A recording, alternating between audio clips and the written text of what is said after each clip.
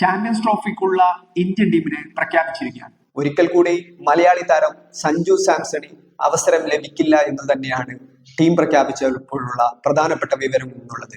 നേരത്തെ തന്നെ സഞ്ജു സാംസണിന് അവസരം ലഭിക്കില്ല എന്നുള്ള രീതിയിലുള്ള വിവരങ്ങൾ പുറത്തു വന്നിരുന്നു. ഇതിന് രണ്ട് കാരണങ്ങളാണ് പ്രധാനമായിട്ടും പറഞ്ഞിരുന്നത്. ഒന്ന്, കഴിഞ്ഞ വിജയ് ഹസാര ട്രോഫിയിൽ, അതായത് ദേശീയ തലത്തിൽ നടത്തുന്ന വിജയ് ഹസാര ട്രോഫിയിൽ കേരളത്തിന് വേണ്ടി സഞ്ജു സാംസൺ കളിക്കാൻ ഇറങ്ങിയിട്ടില്ല. അതുകൊണ്ട് തന്നെ ആ ഒരു പരിഗണന സഞ്ജു സാംസണിന് ലഭിക്കില്ല എന്നുള്ള ഒരു കാര്യമായിരുന്നു. മറ്റൊന്ന്, ഇന്ത്യൻ മധ്യനിരയുമായി ബന്ധപ്പെട്ടുകൊണ്ടാണ്. ഇന്ത്യൻ മധ്യനിരയിൽ ലെഫ്റ്റ് ഹാൻഡർമാരുടെ സാന്നിധ്യം ഇല്ല എന്നുള്ളതാണ് മറ്റൊരു പ്രശ്നമായിട്ട് പറയുന്നുള്ളത്. അതുകൊണ്ട് തന്നെ ഋഷഭ് പന്ത് എന്ന താരത്തിന് ഒരിക്കൽ കൂടി അവസരം നൽകിയിരിക്കുകയാണ് സെലക്ടർമാർ.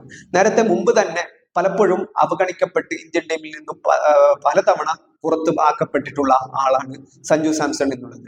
അതുകൊണ്ട് തന്നെ അദ്ദേഹത്തിന്റെ പുറത്താക്കലുകളിൽ ഒഴിവാക്കലുകളിൽ പുതുമയൊന്നുമില്ല എന്നുള്ളത് തന്നെയാണ് ഏറ്റവും വലിയ വിശേഷമായി പറയാൻ പറ്റുക.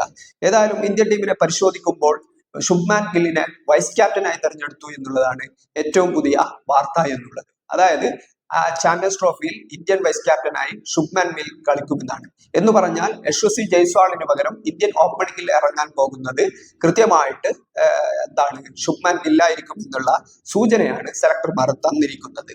ഏതായാലും ടീമിനെ നമുക്കൊന്ന് പരിശോധിച്ച് ടീമിൽ ആരൊക്കെ ഉണ്ടെന്ന് നമുക്കൊന്ന് നോക്കാം, എന്നിട്ട് ബാക്കി കാര്യങ്ങൾ സംസാരിക്കാം.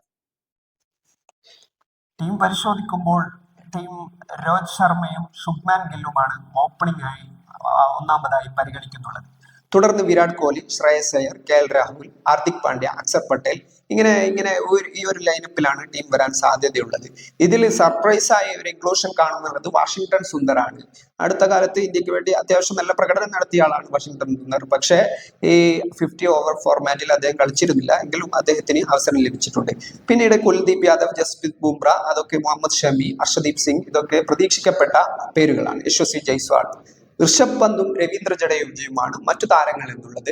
ഋഷഭ് പന്തിന്റെ കാര്യത്തിൽ ഇതുവരെ അദ്ദേഹത്തിന് കിട്ടിയിരുന്ന പരിഗണന വീണ്ടും ആവർത്തിക്കുകയാണ് ഇന്ത്യൻ ടീമിൽ എന്നുള്ളതാണ് അതിൽ മനസ്സിലാക്കേണ്ട കാര്യം.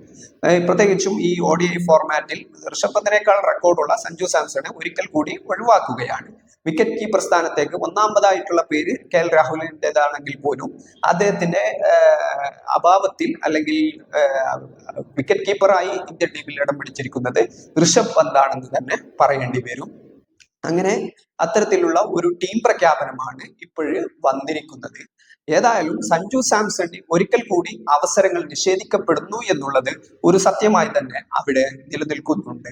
പ്രത്യേകിച്ചും ഈ 50 ഓവർ മത്സരങ്ങളിൽ അവസാനം കളിച്ച ODI മത്സരത്തിൽ സെഞ്ചുറി അടിച്ചിട്ട് പോലും അതിനുശേഷം ഒരിക്കൽ പോലും ഇന്ത്യൻ ടീമിൽ അവസരം ലഭിക്കാത്ത ഹതഭാഗ്യരുടെ പട്ടികയിൽ സഞ്ജു സാംസൺ ഇടം പിടിച്ചിരിക്കുകയാണ്. ഏതായാലും ഇതിന് പിന്നിലുള്ള കാരണങ്ങൾ ഇതിനു മുമ്പ് പലപ്പോഴും ഇന്ത്യൻ ടീമിന്റെ ലൈനപ്പുകൾ പ്രഖ്യാപിക്കുമ്പോൾ അല്ലെങ്കിൽ ഈ ഒരു ICC ടൂർണമെന്റുകളിലൊക്കെ ടീമിനെ പ്രഖ്യാപിക്കുമ്പോൾ സ്വാഭാവികമായിട്ടും ഇന്ത്യൻ ടീമിൽ അവസരം കിട്ടാത്ത ആളായിരുന്നു സഞ്ജു സാംസൺ എന്നുള്ളത്. പക്ഷെ അദ്ദേഹത്തിന് ഇപ്പോഴും T20യിൽ അവസരങ്ങൾ ലഭിക്കാൻ തുടങ്ങിയിട്ടുണ്ട്. എന്നാൽ പോലും 50 ഓവർ ക്രിക്കറ്റിന്റെ ഫോർമാറ്റിൽ ഏറ്റവും അനുയോജ്യനായ പ്ലെയറായിട്ടാണ് സഞ്ജു സാംസൺ വിലയിരുത്തപ്പെടുന്നത്. എങ്കിൽ പോലും വീണ്ടും ഒരിക്കൽ കൂടി അദ്ദേഹത്തിന് അവസരം ലഭിക്കുന്നില്ല എന്നുള്ളതാണ് ഒരു യാഥാർത്ഥ്യം എന്നുള്ളത്.